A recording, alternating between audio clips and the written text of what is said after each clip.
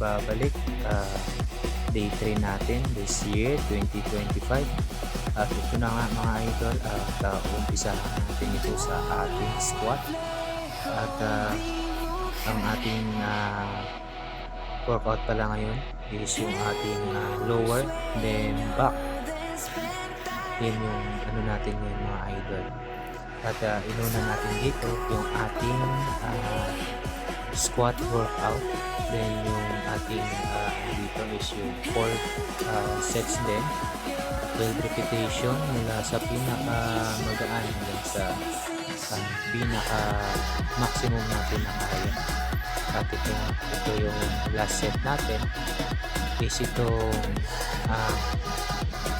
ilang kg to, basta maximum natin to, kaya nagpa-spot tayo dito kay Coach Ryan. Thank you Coach Ryan, then shout out na rin sa iyo Coach, at sa lahat ng nag-gym dito sa gymnastics. Shout out sa inyo mga brother. At kailang sets lang tayo dyan kasi medyo mabigat na yan. Huwag tayong mga idol, pag di kaya magpaspa tayo, kailangan yun. At then syempre next workout natin is yung ating deadlift na gamit natin dito is yung ating Smith machine dito. Ganun din, mula din sa ating pinaka magaan hanggang sa pinaka maximum natin na kaya para sa ating deadlift. Then target naman ito is yung para sa ating butt or sa peta natin. Then sa ating back dito sa may pinaka-core natin, sa pinaka-likod sa pinaka-misna ng ating back. Magandang exercise to mga idol para sa ating palakasin yung ating back. Itong deadlift. At then syempre shoutout na rin natin yung ating mga followers, yung ating mga friends, at mga solid na supporters dyan. At sa mga hindi pa nakafollow mga idol, mag-follow natin para masubaybayan yung ating fitness journey goal ngayong 2025. At last sets natin yan syempre para sa ating lower, sa ating pita at sa ating back. Then yung ginawa namin dito sa program nito, sinabay natin yung ating back kasi ilang workout lang din naman yung gagawin natin dito sa legs, at sinaroy na natin itong ating back para at least solid naman yung ating workout. At yan nga para sa ating legs, last workout natin dito is ito leg extension na. Ginawa ko na dyan, na lang din, dire-diretso na hanggang sa magaan din, hanggang sa maximum natin. 4 reps, 4 sets pala.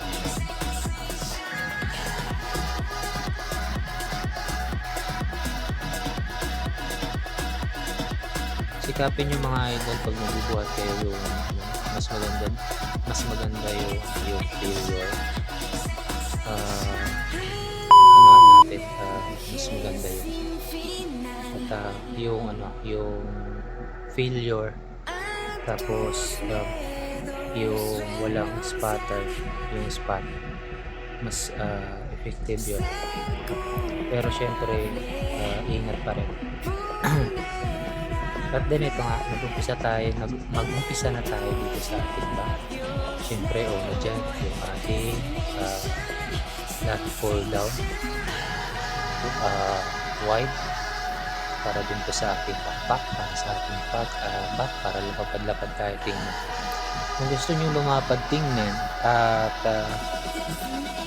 medyo may pakpak, yan yung exercise para sa ating pakpak, itong ating lat pull down na wide. Lagi tayong mag-progressive overload para maganda yung kumbaga solid palagi yung workout natin.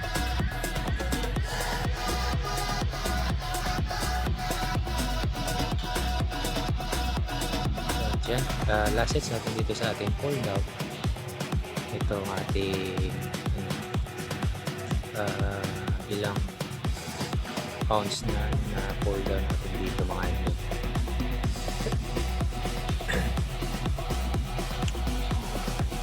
At syempre mga idol, huwag natin palaging kalimutan mag-warm up bago mag-workout kasi para na rin to sa atin kaligtasan, para iwas tayo sa disgrasya, sa mga disruptive. At then yan, next natin itong seated para din sa ating back to. Yun yung pangalawang workout natin dito mga idol.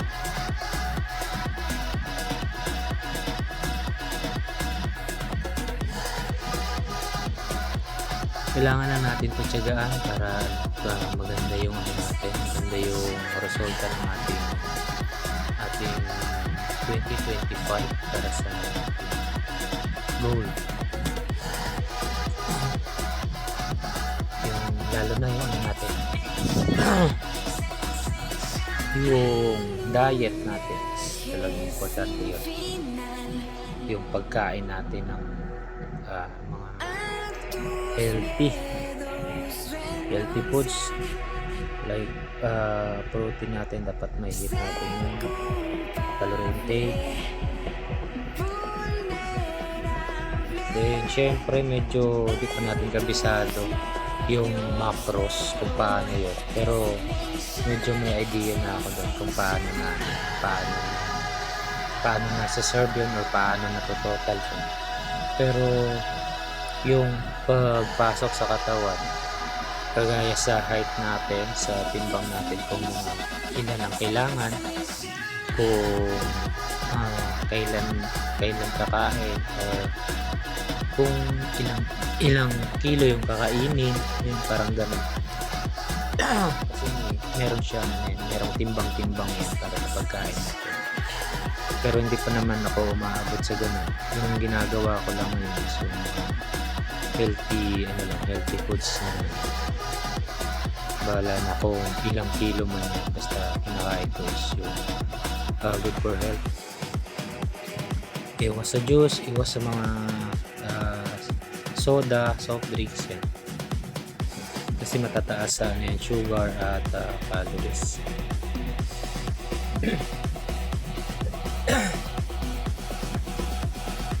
At yan mga idol, at yung last workout natin sa ating back to, yung from high to low cable pull down, para rin sa ating back yan mga idol. Yan yung pang finishing natin sa ating back workout.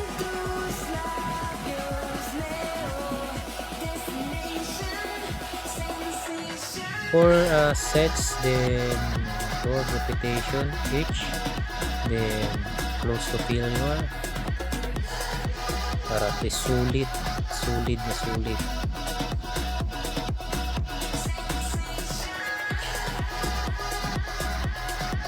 At yan, last sets natin dyan, ito ating high to low pull down using itong cable. Focus lang tayo mga idol sa ating goal.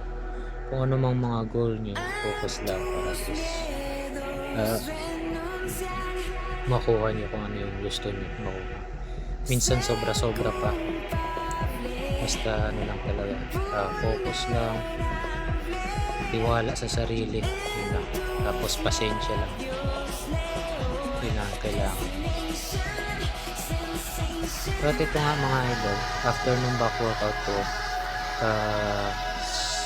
sinabayan ko dito ng workout natin sa ating traps. Kasi yung ginagawa ko minsan pag nagba-back workout ako, sinasabay ko itong aking traps. It's either mag-shoulder ako or mag-back. Kung hindi ako makapag-workout sa traps, sa back, sa shoulder ko siya gagawin. Isasabay ko itong ating traps workout using ating itong Smith machine and then yung dumbbell.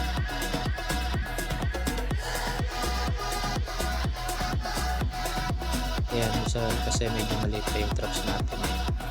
Kaya kailangan i-workout siya. Ayan, last workout natin dito sa ating traps. Yan. At medyo may kabigatan din pero maximum na rin natin yun.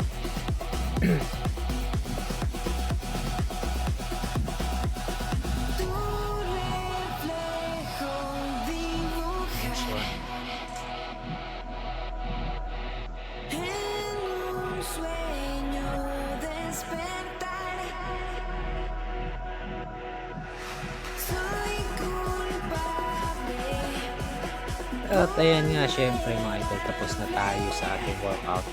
At syempre, hindi mawawala to every after workout. Syempre, posing time. Kailangan natin kasi i-pose yung ating muscle na win-workout or in-exercise para yung blood flow niya is maganda. Maganda yung galing. Siyempre, para natin ipakita yung yung workout result. Yan. Yan lang yung natin. Kunting piga lang. Malapit na. Sasali na rin tayo sa ating pinaka-goal ko kasi yung makasali sa muscle contest. Yeah. Thank you so much and God bless.